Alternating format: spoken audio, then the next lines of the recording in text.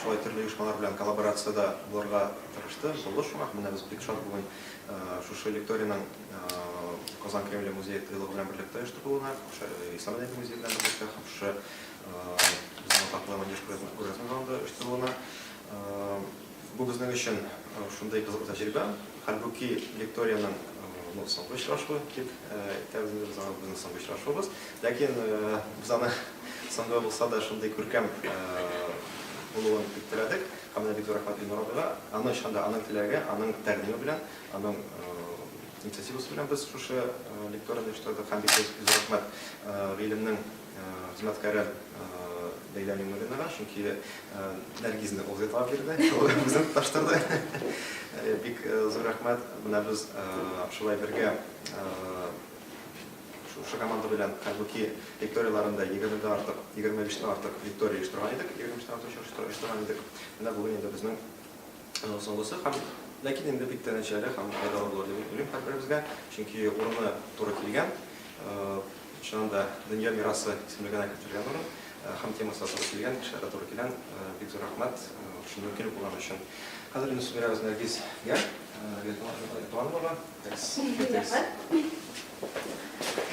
Хәерле кич. Арттагы рәтләрдә утырышчылар, алдагы рәтләргә күпчегез сынкар өчен. Сезнең Хәлбуки гыйлем проектының лекторияна килүегезгә бик рәхмәт. Бу лекторияның соңгы булуын белмәгәнмен чынлыкта. Ләйлә Степановна тапшырган. Бу бик кызганыч. Ләкин әйдәгез башлап җибәрик. Бүгенге лекция фәнни популяр лекция булыр. Ул ЮНЕСКОның бөтен дөнья мирасына мирасы турында сөйләшәк сезгә. Һәм аның Казан Кремлендә узуы бик шәп. Ефәк юлы күргәзмәсендә узуы тагы да шәпрәк. Һәм минемчә Татарстанда яшәүче кешеләргә ЮНЕСКО темасы бик әһәмияткә ия, чөнки Татарстан Мәскәү шәһәре белән бер рәттән Россия субъектларының ЮНЕСКО мирасы объектлары саны буенча рекордсмен төбәкләреннән берсе. Мәскәүдә 3 объект бар, Татарстанда 3 объект бар. Шуңа күрә ничек бөтен дөнья мирасы объектлары белән яшәргә, ничек аларга сакланырга, аларны киләсе буыннарга тапшырырга, бу тема безнең өчен актуальдыр дип уйлыйм. Һәм әйдәгез күбрәк бу бөтен дөнья мирасы иленә чумыйк. Минем исемем Нәргиз Әкилбанова, мин Россия Табигый һәм мәдәни институтының фәнни хезмәткәре. Бөтен дөнья мирас өлкәсенә мин Татарстанга рәхмәтле булырга тиешмен бу өлкәгә кергәнемә, чөнки мин алгарыш программасы буенча Англиядә укып кайттым, бөтен дөнья мирас магистратурасы буенча. Кайткачтым мин Татарстанның археология институтында эшләдем, Казан федераль университетында эшләдем, Яңарыш фондында эшләдем. Гомумән Татарстанда эшләү бик күңелле иде һәм шундый бик зур мәктәп иде миңа. Һәм хәзерге вакытта мин Татарстан белән эшемне дәвам итәм. Мин Болгар музей тыйлыгы белән эшлим. Анда без ел сайын ЮНЕСКО волонтерлар лагере үткәрәбез. Бу Россиядә булган 2 лагерьнең берсе. Окей. Чыгышым бер 30 минуттан да артык булмас дип уйлыйм. Әгәр дә сезнең берәр нинди сорауыгыз булса, сорау туса, мине туктатыгыз да, Нәргиз, тукта, минем сорауым бар дип, кычкырып сорауыгызны сорагыз. Килештекме? Башлыйбызмы? Ягыз башлый. Алайса, слайды күчергә ярыймы? Бөтен дөнья мирас нигезендә яткан идея ул бик борынгы. Борынгы грекларга кадәр аны күреп була. Бәлки сезнең борынгы грекларның дөньяның 7 мөҗизасы турында ишеткәнегез бардыр. Бармы? Бәлки берәрегез аларны санап та бирә аладыр татарча. Юк? Мин дә специаль тәрҗемә итеп, нидерсен генә әйткәндә, бу лекцияга әзерләнгәндә шундый кызыклы фактка тап булдым. Борынгы грекларның бу бөтен дөнья мөҗизалар исемлеге гел үзгәреп торган. Иң башта 3 кенә мөҗиза булган. Борынгы грек периодының тамамлану шурына бу исемлек 20-гә кадәр аткан. Ләкин классик исемлектә 7 мөҗиза һәм алар Хеопс пирамидасы, Семирамиданың асылма бакчалары, Менә бер сабакчага ашаганнар, наверное. Зевсның Олимпиадагы сыны, Эфеста Артемида храмы, Галикарнаста түрбе, Родос колоссы һәм Александрия маягы. Тик шунысы кызганыч, бу идеяның беренче тапкыр гамәлгә аштыру бик уңышлы булмаган. Чөнки безнең көннәргә кадәр Хеопс пирамидасы гына исән калган, ә башка объектлар җимерелгән. Ләкин бу идеяны икенче тапкыр гамәлләштерү инде уңышлы рәвештә гамәлләштерү тагын Мисыр белән бәйле. Һәм икенче слайдка күчсәк, бу ЮНЕСКО бөтен дөнья мирасы тарихының башын күрә алабыз. 1929 ел Мисыр хөкүмәт Асуан плотинасын төзергә карар кыла. Бу илдә җә су ташы, җә корылык, Нилны җайга салырга кирәк була. Һәм ләкин бу төзелеш проекты борынгы Мисыр цивилизациясының хәзинәсе Абу Симбел храм комплексын су астында калдырырга тиеш була. Һәм монда бер могҗиза килеп чыга. Бу ситуация Мисырны гына түгел, ә башка илләрне дә авырсындыра башлый һәм илләр ЮНЕСКОга $80 миллион җыя. Иллеләр җыя һәм ул 1960 еллар өчен бик зур сумма була. ЮНЕСКО бу акчаны алып, фәнни тикшеренү һәм техник кампания үткәрә. Икенче слайдка күчерсәк, һәм бу храмнарны алар һәрбер фрагментын номерлап, су басмаган җиргә күчерәләр. Тагын бер слайд. Тагын бер слайд. Юк, артка. Менә күрә аласыз, бу храмнарны су баскан булса, алар шулай булырлар иде, ләкин аларны өскә таба ЮНЕСКО күчерә. Һәм бу дәүләтләрне, катнашучы дәүләтләрне шундый рухландыра ки, дәүләтләр җыелып тагы берничә халыкара компания ясыйлар. Ул компаниялар барысы да мирас белән бәйле була. Һәм башка слайдка күчсәк, сез шундый компанияны күрә аласыз. Бу Индонезия Барбадор храмнары һәм бу Барбадор храмнарны 1960 елда ЮНЕСКО халыкара компания кысаларында реставрациялыйлар. Аннан соң алар Венецияны су басудан коткаралар, Пакистанда археологик казылмалар белән шөгыльләнәләр, шундый бик зур актив эш бара. Һәм булар барысы да 1922 елда ЮНЕСКОның Бөтен дөнья мирас конвенциясының һәм Бөтен дөнья мирас исемлегенең барлыкка килүенә китерә. Тагын бер слайдга. Хәзер бу конвенция ул халыкара килешү. Аңа төрле дәүләтләр кул куя һәм хәзерге вакытта ООНның 4 кенә агзасы бу конвенциягә кул куймый. Ул Лихтенштейн, Сомали, Тувалу һәм Науру. Шундый 4 ил бар. Нигездә әйткәндә, дөньяның барлык дәүләтләре дә бу конвенциягә кул куя. Һәм бу конвенциягә кул куеп һәм ратификацияләштергәчтен дәүләтләр үзенә вазифалар алар. Ул вазифа ул бөтен дөнья мирасын саклау һәм берәмләү. Һәм менә бу моментта без бик мөһим әйбергә килеп җиттек. ЮНЕСКО бөтен дөнья мирасы ул нәрсә? Нинди объектлар ул? Алар гадәти ядкарлардан нәрсә белән аерыла? Һәм аларны ни өчен дөньяның нигездә бөтен дәүләте дә сакларга үз өстенә вазифа ала? Һәм аның рәсмичә әйтсәм, ЮНЕСКО бөтен дөнья мирасы объекты ул күренекле универсаль хәзинәгә ия булган табигый һәм мәдәни мирас объекты. Бик катлаулы күренә, чөнки бу ЮНЕСКО теле ул шундыйрак бераз аңлашылмый торган. Гади генә әйтсәм, тагы Мисырга кире әйләнеп кайтсак, мәсәлән, Хеопс пирамидаларына берәр нәрсә була. Просто берәр нәрсә була. Һәм бу Хеопс пирамидаларны югалту Япониядә туган 5-6 яшьлек балаларны да, Колумбиядагы әби бабайларны да, шул Каирда яшәүче кешеләрне дә бер үк дәрәҗәдәге авыр хис китерә. Бу ядкарларны югалту бөтен кешелеккә дә зур зыян китерә. Шуңа күрә аларга ЮНЕСКО бөтен дөнья мирас статусын бирә дә инде. Сезнең фикеренчә, дөньяда хәзерге көнгә ничә ЮНЕСКО бөтен дөнья мирас объекты бар? Ничә? 100, 500, 50. Идеялар. Саннар. Ну, ничә? 3000. Ничә? 3000. 3000. Ярар, тагын берәр нинди идея? Бик төрле. Һәм иң элек алар үзенең асылы белән аерылып торалар. Сез картада менә шундый яшел ромбиклар күрә аласыз. Сары ромбиклар күрә аласыз. Бу мәдәни ЮНЕСКОның бөтен дөнья мәдәни мирас объектлары. Ягъни бу объектлар кеше кулы белән ясалган. Һәм алар иске булырга мөмкиннәр. Тагын бер слайдка күчсәк.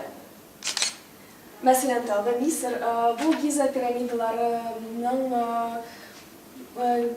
bilmem 20 гасыр башы фотографиясы, ләкин бу пирамидаларга инде 5000 ел. Ләкин бу мәдәни мирас объектлары алар бик яңа буларга да мөмкиннәр. Икенче слайдка күчсәк, без Австралиядагы Сидней шәһәрендәге опера театрын күрә алабыз. Һәм ул ЮНЕСКО бөтен дөнья мирасы исемлегенә 2007 елда гына кертелгән.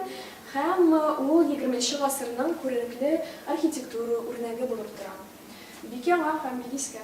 Икенче слайдка күчсәк, ЮНЕСКО бөтен дөнья мәдәни мирас объекты булып ядкар булырга мөмкин. Ул ядкар бер үзе генә әллә кайда торырга мөмкин. Мәсәлән, бу ядкар ул җәмма мирасы, Афганистан 2 гасыр, геометрик бизәлеш. Һәм ул ядкар генә бөтен дөнья мирасы исемлегенә керә. Бу ядкар кырында бер нәрсә дә юк. Шул генә тауларына бер үзе генә. Кайчакта ядкарлар бер группага җыела һәм ул группа ансамбль дип атала. Һәм мәсәлән, бу объект ул Ферапонтов монастыре ансамбле Россиядә, ул ансамбль буларак ЮНЕСКО исемлегенә килә. Ләкин кайчакта ЮНЕСКО исемлегенә ансамбль түгел, берәр шәһәрнең тарихи үзәге, район кирәк китә. Мәсәлән, Санкт-Петербургта, Санкт-Петербургның тарихи үзәге ул бөтен дөнья мирас объекты статусына ия. Һәм ул аерым ядкарлар түгел, ул барысы да бергә. Башка слайдка күчсәк. Кайчакта мирас корольлар мирасын чагылдыра. Мәсәлән, бу Англиядә Вестминстер соборы һәм сарае.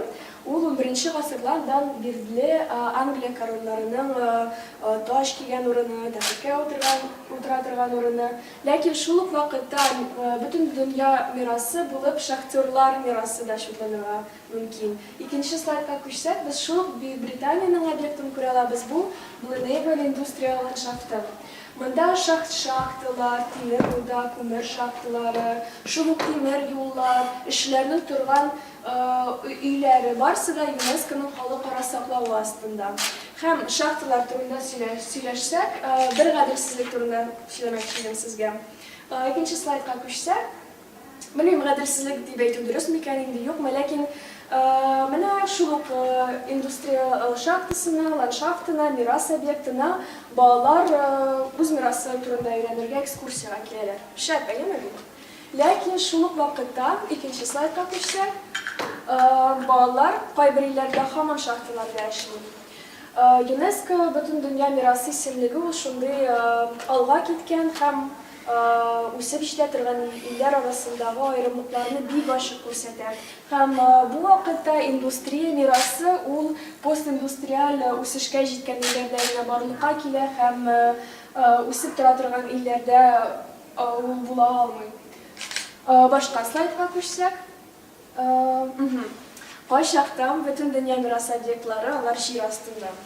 Һәм ул җир астындагы объектларга караганда, аның кыйммәте, халыкара хәзинәсе нәрсәдән гыйбарәт икәнен белеп тә булмый. Мәсәлән, бу Канаданың бер бөтен дөнья мирас объекты. Сез ничек уйлыйсыз, бу объектның халыкара кыйммәте нәрсәдән тора? Берәр идея бармы? Без аны үзебезнең профессиональ өлкәдә дөньяның иң күңелсез бөтен дөнья мирас объекты дип йөртәбез. Ну шуннан да белеп булмый. Ул мәдәни мирас объекты, анда мәдәният бар.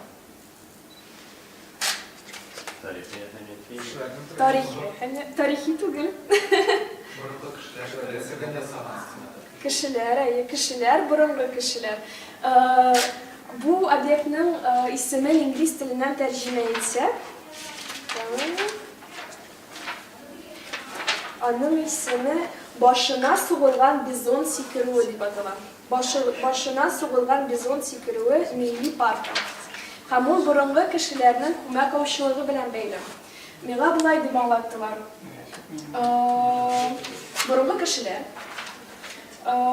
5000 yıl elek bizonlarını bu kırına kuğanlar, hem bizonlar özleri bilmem korkudan birinde bu kırından sikretirgan bulganlar. Hem bu jir astındağı bu Milli Park'ın jir astında bizonlarının listelegen suyakları toplangan. Bu dünyada burunlu kuma kavuşuluğunun en saklangan orunlarının birisi. Şu an göre o UNESCO obyekti. İkinci slaydka koşsak, koşakta obyektlerini көріп bulmuyor, lakin alarını көріп bulmuyor çünkü alar yabık. Mesela bu Fransa'da Vezir yılgası boyundağı bir obyekt, hem anda kıya resimleri var. Bu kıya resimlerini saklamak için bu kıyalar içinde mahsus mikroklimatını saklarga gerek.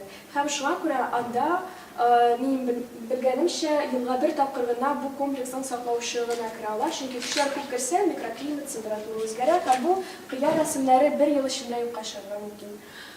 Lakin turistler için orijinal kıya kırında onun tügel kopyası saklayılgan.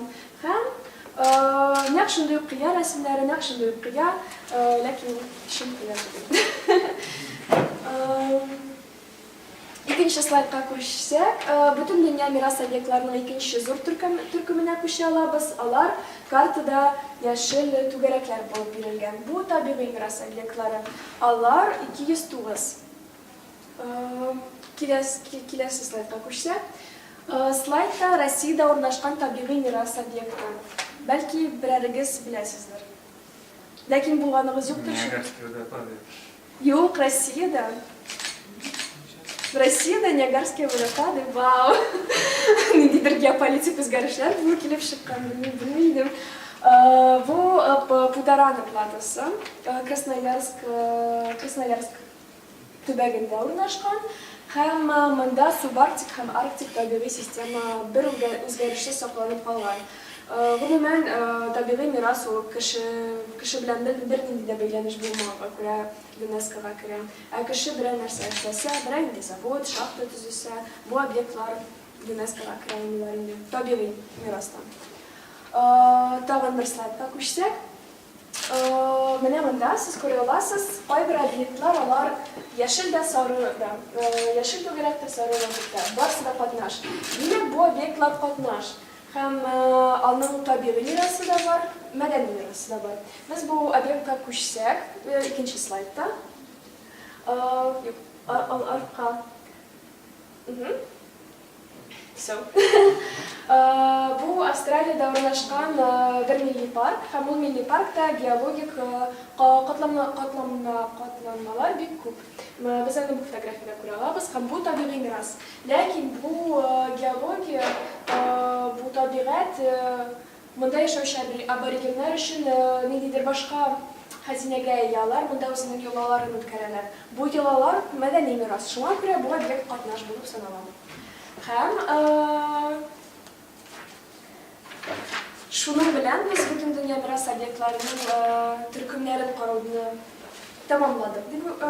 Eyti alan hem hazırki günde bütün dünya miras obyektlerinin nindi problemaların bulun kuzete alabız. Hem ikinci slaydka geçsek. Bir big aktual problemini sizle söylemek isteydim. Bütün dünya miras ülkesinde, UNESCO ülkesinde sizin şebrerinde problemler var mı, yok mu? Hadi bir neybireyler diyelim. Siz yok muysuz mu? Yok. Harbi konfliktler var. Harbi konfliktler var. Tamam, nerede bir problem var? Bir taraflık. Bir taraflık. Devletlerine hamcam verdi. Satın akşaşı Барысы да бик актуаль һәм бик дөрес әйтелгән. Бу проблемаларны группалаштырып әйтсәк, менә шул сатырга дигән өлешкә керсәк, бу туризмга керә инде. Һәм кайчакта объектларга да туристлар саны бик күп була. Мәсәлән, бу Камбоджада урнашкан Анкор-Ват храм комплексы, ул ЮНЕСКО Бөтендөнья исемлегенә 1992 елда кергән. Бу Кхмер архитектурасының күренекле бер үрнәге. Шуны тыныч, рәхәт. Ләкин икенче слайдка китсәк, без бу җирне беркайчан да тыныч, рәхәт итеп күрә алмаячакбыз, чөнки ул елга 3 миллион турист кабул итә. Гомумән 3 миллион туристлар саны уж ниндидер куркыныч әйбер түгел. Барысы да объектның характерыннан, аның мәйданынан тора. Ләкин Анкор-Ват өчен бу 3 миллион турист куркыныч. Икенче яктан, бу объект үсеп килә торган Камбоджа икътисадына 150 миллион акча керем китерә. Бу, безнеңчә әйтсәк, Камбоджаның туризм өлкәсенең шәһәр ясаучы предприятиесе булып тора. Һәм шул ук вакытта килгән туристлар бу объектны бетереп баралар ел саен. Белмим, хәзер ишеткәнем, бу объектта керү билетын 2 тапкырга арттырганнар, $70 керү өчен. Ләкин туристлар санын киметүгә файдасы алай булмаган дип ишеттем, ләкин кемнәр тагын да арткан. Белмим, нәрсә булып бетер микән, бәлки елдан карарбыз, бәлки кемнең күрәсе киләдер, барып кайтып буладыр, бәлки. Белмим, мондай туристлар белән икенче слайдка күчсәк, белмим, нәрсә карап буладыр. Шуннан да, монда бер нәрсә күренми бит, Тагы бер слайдка күчсәк, без тагы бер объектны күрә алабыз. Бу Венеция. Ул да чамадан тыш туризмнан җәфалана, дип әйтсәм була. Һәм монда проблема бераз башкачарак ясалган, җайланган. Венеция елга 25 миллион турист кабул итә. Бу шәһәр Венеция, аның тарихи шәһәр үзәге, ул ЮНЕСКО исемлегенә 1980 еллардан бирле керә. Ләкин монда Анкор-Ваттагы кебек керүне, чыгуны ничектер җайлап булмый бу шәһәр үзәге. Һәм тагы бер проблема, тагы бер слайдка күчсәк, сез күрә аласыз, монда төзелү эшләре тәмамланып бара инде 2015 елдан соң. Һәм тагы берничә ел бер нәрсә күренмәячәк. Бу җир тетрәнеше булганы да, җимерелгән объектларда барсы да яхшы булачак дип була. Ләкин иң кызганыч нәрсә, кайчакта объектлар, алар табигать белән түгел, ә кеше кулы белән җимерелә. Без тагы бер слайдка күчсәк, сез барыгыз да ишеткәнегез бардыр инде Сириядагы тарихи ядкарлар турында, аларны ничек террорчылар җимергән турында һәм башка хәбәрләр. Мин сезгә бер спутник рәсеме күрсәтмәкче идем, икенче слайдка күчсәк. Юк, спутник рәсеменә башка кадәр мин әйтмәкче идем. Бу археология, архитектура гына түгел, кешеләр тормышы, кешеләрнең гаиләләре, гореф-гадәтләре, алар барысы да сугыштан бозылып бара. Һәм тагы бер слайдка күчсәк, шул спутник сурәте. Бу спутник сурәттә Сириядагы урнашкан бер үк археологик ядкар. Сул якта 2011 ел, уң якта 2017 ел. Сез бу ике рәсемдә нинди аермалар күрә аласыз? Нәрсә үзгәргән? Масштаб бер үк. Мәсәлән, барлыкка килгән, сөйгәннәр белән уğraşканнар. Ә нәрсә барлыкка килгән? Алар нәрсә? Бу нимәле бу? Бомбардировка урыннары? Жоқ, монда бомбардировка булмаган шул. Монда түгәрәкләр, ул чокырлар, монда кара археологлар килгән. Кара археологлар алар ядкарларны казыйлар, төрле борынгай табып, аларны саталар. Һәм шунысы кызганыч, күп очракта кара казучылык белән җирле халык шөгыльләнә. Аларның кырындагы археологик ядкар булуын беләләр, анда ниндидер борынгай әйберләр булуын беләләр, алар бу әйберләрне сату мөмкинлеген барлыгын беләләр. Ләкин бу моментта без аларны гаепләргә тиеш түгел. Чөнки бу кешеләргә хәзинә сату, ул ачтан үлмичә калыр өчен бер генә асыл. Шуңа күрә аларны гаепләргә ярамый, һәм аларны гаепләргә ярамый тагы бер сәбәп булган өчен, чөнки бөтен мирасны да кире төзәтеп, терелтеп була. Һәм бу уңайдан икенче слайдка күчсәк, мин сезгә бер видео күрсәтмәкче идем, ул Сирия арысланы Эль-Алат турында. Һәм беренче видеоны куйсам, презентация белән бер папкада бер дигән исемдә шул видеоны күрсәтмәкче идем сезгә. Эль-Алат ул бик карт арыслан, аңа 2000 ел, ул Пальмирадан. Пальмирада аны террорчылар шартлаткан, әмма аның документлары, фоторәсемнәре һәм оригиналь материаллары барысы да исән калган, һәм ЮНЕСКО аны кире торгыза башлаган. Бу эш 2 ай вакыт алган. Бик бәләкәй кисәкләрдән аны кире җыйганнар. Кисәкләр җитмәгән урыннарда булган, ул урыннарны инде яңа материал белән алмаштырганнар.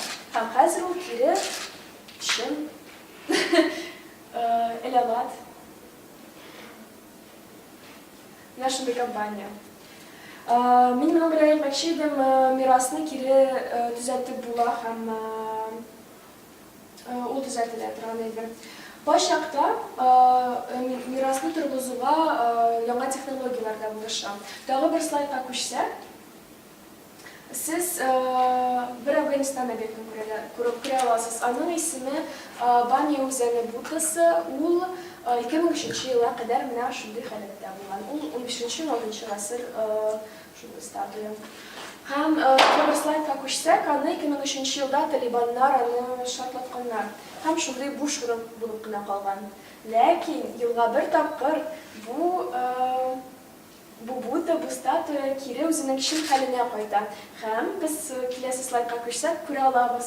Бу кире кайту яктырылык 3D проекциясе ярдәмендә башкарыла. Бик матур. Ләкин елга бер тапкыр бер төндә. Бу проект Кытай бизнесмены белән ясалган, ЮНЕСКО белән берләшмәдә. Шундый бер яңа урыннарның берсе. Хәзер дөньяның төрле почмакларына барып кайткач, Татарстанга кире кайтырга сез әзерме? Сагындыгызмы? Әйдәгез, мин сезгә бер уйнарга тәкъдим итмәкче идем. Әйе, без слайдка күчә алабыз, кире слайд. Мин сезгә һәрбер объектка күз салырга тәкъдим итәм. Һәм бу объектка карап, аны ЮНЕСКО ни өчен кыйммәтле итеп санаганын әйтеп була микән дигәнне тикшермәкче идем. Ни өчен ЮНЕСКО безнең объектларны шундый кыйммәтле бәяли? Һәм беренче объекттан, Казан Кремленнән башларга сезгә тәкъдим итәм. Карагыз. Нәрсә дип уйлыйсыз? Ни өчен бу объектның халыкара кыйммәте, нидән ул гыйбарәт? Берәр нинди идеялар? Тарих. Конкретика. Ну ладно, күшек берәр кемгә. Бер җирлектә берничә төрле мәчетләр бар, ширкәүләр бар. Дөрес. Тарих, мәчет, ширкәү бер җирлектә дөрес. Рәсми ЮНЕСКО фикере буенча әйтсәм, Казан Кремле дөньяда ханнар чорыннан сакланып калган бердән-бер татар ныгытмасы. Аның уникаль архитектурасы татар һәм рус мәдәниятләре кушылмасыннан һәм ислам дине белән православие диненең үзара йогынтысыннан гыйбарәт. Бренди. Комментарийлар. Татар ныгытмасы. Юк, бернинди комментарийлар да юк. Ну, сейчас Ирик мечеть тоже рядом с собором стоит. Нинди мәчет? Ирик, новая мечеть. Ага. Уже рядом с собором стоит. ЮНЕСКО кертмәкче идек, да? Что, его тоже в ЮНЕСКО ставить? Ну, то есть... Ул собор һәм ул мәчет алар бит яңа. Собор әле аутентичный да түгел, ул иске собордан кире ясалган собор. Шуңа күрә аны пока кертеп булмый. Бәлки 200-300 ел үткәчтен бу яңа мәчет, бу яңа собор берәр инде башка кыйммәтле әйберләргә ия була. Бәлки ул берәр инде кеше белән бәйле булыр, бәлки аның эчендә берәр инде артистик сәнгать барлыкка килер. Ләкин хәзерге вакытта алар, белмим, аларда бөтен дөнья мирас булырлык бернинди хәзинәләр юк, чөнки алар яп-яңа, бернинди кыйммәтле хәзинәләр алар өстенә әле төшмәгән. Без икенче слайдка күчсәк, Болгар тарихи археология комплексын күрә алабыз. Ул ЮНЕСКО бөтен дөнья исемлегенә 2014 елда кертелгән. Монда нинди идеялар? ЮНЕСКО бу өчен ни өчен бу объектны кыйммәтле дип шутлый? Нәрсә дип уйлыйсыз? Тарих. Бу бик универсаль ответ ЮНЕСКО өчен, әймәгез. Тагы берәр нинди идеялар бармы?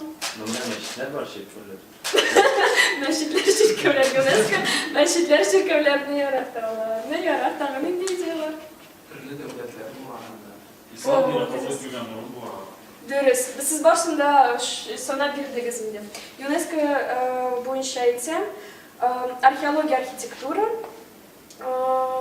Болгар күбрәк археология мирасы өчен кыйммәтле булып шутлана.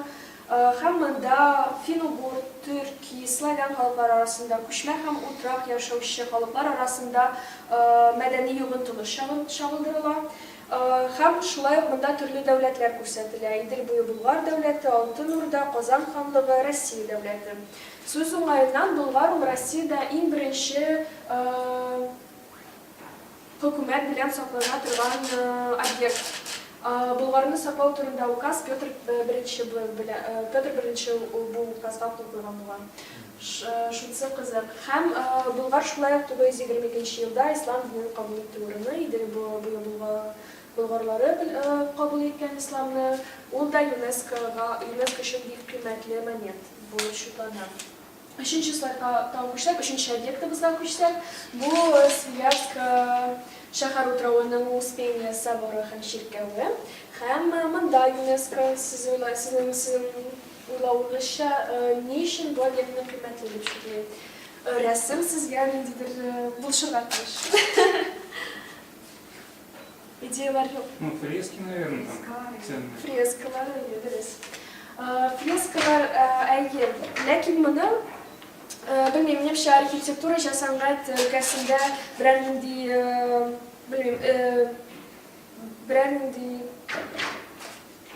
белгечлелек булмаса, моны күрергә бик авыр, чөнки ЮНЕСКО фикеренчә бу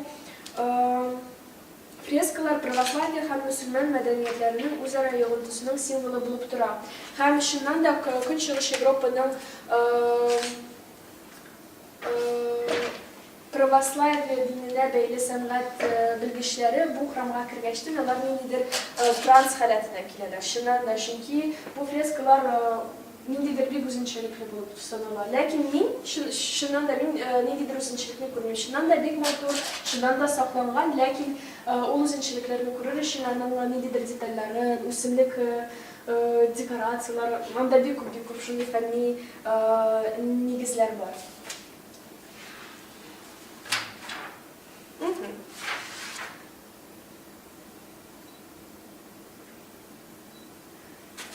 Ярар. Хәзер бу уенны тамамлагач, берәр инде сорау бәлки тугандыр? Сораулар юк? Бар? Болгарның бөтен территориясе ЮНЕСКОга керә. Без Болгар слайдына килеп кайтсак, менә бу утрау дан башлап, Ак мәчеткә кадәр бөтен территория ЮНЕСКОга керә. Һәм бу утраудан теге якка кадәр бу өлкә барсы да объектның буферная зонасы дип шутлана. Ләкин аның да ниндидер саклау режимнары бар. Алар Болгардагы кебек шундый режимнар түгел, ләкин ул да саклана һәм ул да ЮНЕСКО зонасына керә. Шундый зур зона, ләкин археологик объектлар өчен бу бик кулай зур зоналар булды. Безнең объектларны елга 4 миллион турист карый. Бу туристларга хезмәт күрсәтүче билгеле бер секторның барлыгын раслый. Монда экскурсоводлар да, кафе, ресторан, кунакханәләр, мондагы эшләгән барлык кешеләр дә бөтен дөнья мирас объектлары белән бәйле. Белем ресурслары якларыннан карасак, бөтен дөнья мирас объектларында Татарстанда 26 музей эшли. 26 музей. Бу музейлар балаларга гына түгел белем бирәләр. Һәм бу белем, бу информация, мәгълүмат ул бөтен дөнья мирас объектына нигезләнеп эшләнә. Тагын нинди кулай яклар бар дисәң, бөтен дөнья мирас объектлары яклар тирәсендә ял итү урыннар бар. Беләм, сез бәлки көлерсездер, ләкин Болгардагы һәр эскәмия, һәр табигый күренеш ул туристларга гына түгел, безгә, Татарстанда яшәүчеләргә дә ниндидер ял итү, рекреационный ресурс заманча әйтсәм, шундый ресурс биреп торучы объектлар. Һәм бу эскәмияләр зур роль уйный безнең өчен. Аны онытмаска кирәк. Тагын үлчи торган әйберләрдән башка үлчәргә кыен әйберләр дә бар. Сез инде күргәнсездер, безнең Татарстандагы объектлар, алар күбесенчә мәдәният, ара диалог идеясының шундый уңышлы чагылышы дип атап була. Православие, ислам ядкарлары, татар, рус архитектурасы барсы да шундый диалогта бара. Һәм шундый объектлар турында ничектер тату, дус яшәсе килеп тора бит. Юк? Минемчә, алар мәдәният ара диалогны сакларга бик булышучан. Һәм әлбәттә безнең объектлар Татарстанның халыкара аренада йөзе, имиджы ансында торырга ярамый. Хәзер без лекциянең ахыр бөлешенә килеп җиттек. Сез әле арымадыгызмы? Бу ахыргы өлеш бөтен дөнья мирасы объектлары янәшәсендә ничек яшәргә дигән сорауга җавап бирәчәк. Без бу объектларның гаҗәп, уникаль икәнен барысын да беләбез, ләкин алар белән көн саен тормышта алар белән нишләргә икәнен кайчакта күп кеше белми. Һәм мин шундый киңәш бирер идем, тормышта, гамәлдә бөтен дөнья мирас объектларына карарга кирәк һәм аннан ләззәт алырга кирәк. Ләкин ләззәт алганда аны аңлы рәвештә алырга кирәк. Һәм башкача әйткәндә, бөтен дөнья мирас объектына килгәндә, анда культура һәм этикет тотырга кирәк. Бу фикерне ныграк аңлату өчен мин сезгә Болгардагы ЮНЕСКО бөтен дөнья мирасы волонтерлары әзерләгән кыска гына видео күрсәтмәкче идем. Без тагы бер слайдны күрсәтсәк, бәлки бераз соңрак күрсәтсәк.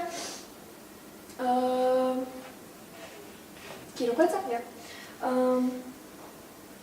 узган елның һәр елны да бөтен дөнья мирас волонтерлары Болгарда алар эш көндә эшләмиләр, алар әле укыйлар да. Һәм 2018 елда аларның уку программасы туризмга багышланган иде. Без Анкорны да карадык, Венецияны да карадык, төрле объектларны карадык. Һәм кире Болгарга караганда волонтерларның шундый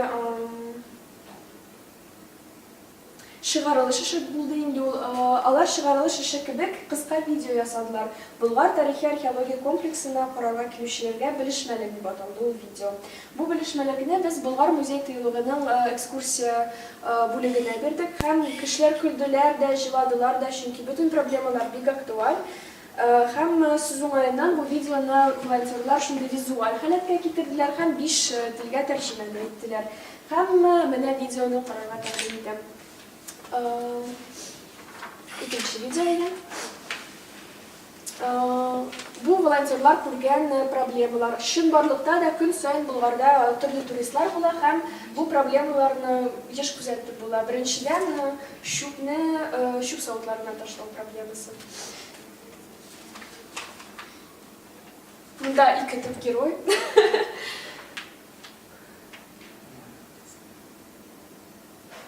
Аннан соң тәмәке тарту, алкоголь эчү, бу катгый рәвештә тыела, чөнки Болгар менә шундый хәлләр дә була, чыннан да. Хәзер без көләбез, ләкин белмим, Казан Кремлендә була микән андый проблемалар, ләкин Болгарда андый туристлар да була.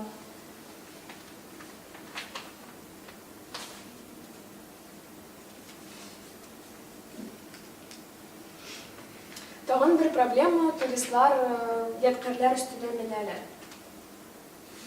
Кайчакта сувенирлар ясарга тырышалар.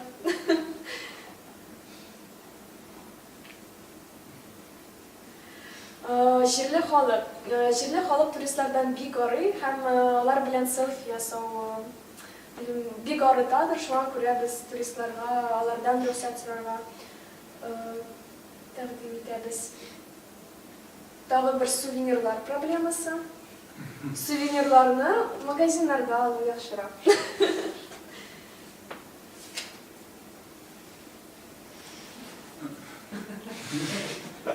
Алсагыз кире урынына куегыз. Без монда аеруча дини объектларда үзенең йорт хайваннар белән килмәвегезне сорыйбыз дигән ниндидер шундыйрак әйбер әйтмәкче идек, ләкин башка әйбер килеп чыкты. Җирле хайваннарны ашамагыз дигән сүз булды инде бу. Бunda барысы да аңлашыла дип уйлыйм.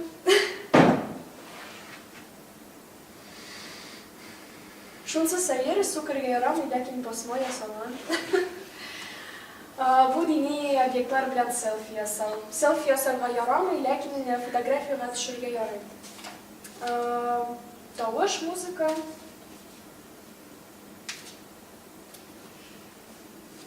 Һәм әлбәттә кием. Киемне киргә кирәк.